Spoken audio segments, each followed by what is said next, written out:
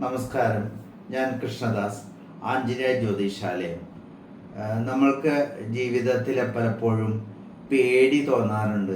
അതായത് ഒറ്റയ്ക്ക് നടക്കുമ്പോഴും ഒറ്റയ്ക്ക് ഇരിക്കുമ്പോഴും അതുപോലെ തന്നെ ചില പ്രത്യേക സാഹചര്യങ്ങളിലൊക്കെ അകാലമായ പേടി, ഭയം, ഉൾഭയം, ഇതുമൂലം നമുക്കൊരു കോൺഫിഡൻസ് ലഭിക്കാതെ വരിക, ഇങ്ങനെയൊക്കെ ഉണ്ടാവും. അപ്പോൾ അങ്ങനെയുള്ള സമയങ്ങളിൽ ജപിക്കാനും ഉത്തമമായ ഒരു മന്ത്രത്തെയാണ് നമ്മൾ ഇന്ന് പരിചയപ്പെടുന്നത്. ബജ്രംഗി മീഡിയയിലേക്ക് ഏവർക്കും സ്വാഗതം.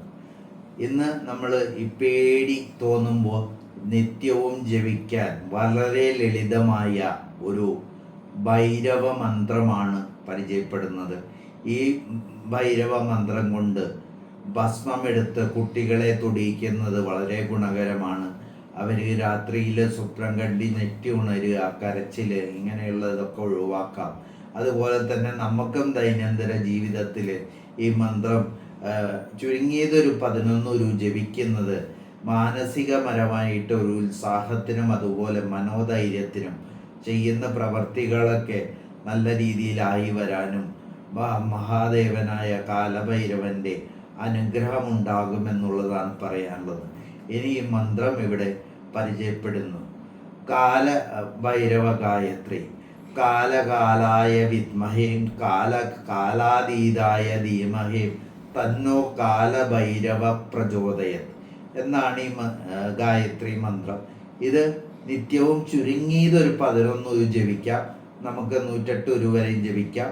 ശനിയാഴ്ചകളിലോ ഞായറാഴ്ചകളിലോ ഒക്കെ നെയ്വിളക്ക് കൊളുത്തി വെച്ച് രാവിലെയോ സായം സന്ധ്യയിലോ നമുക്ക് ശരീരശുദ്ധി വരുത്തിയതിന് ശേഷം ഇത് ജപിക്കാവുന്നതാണ്.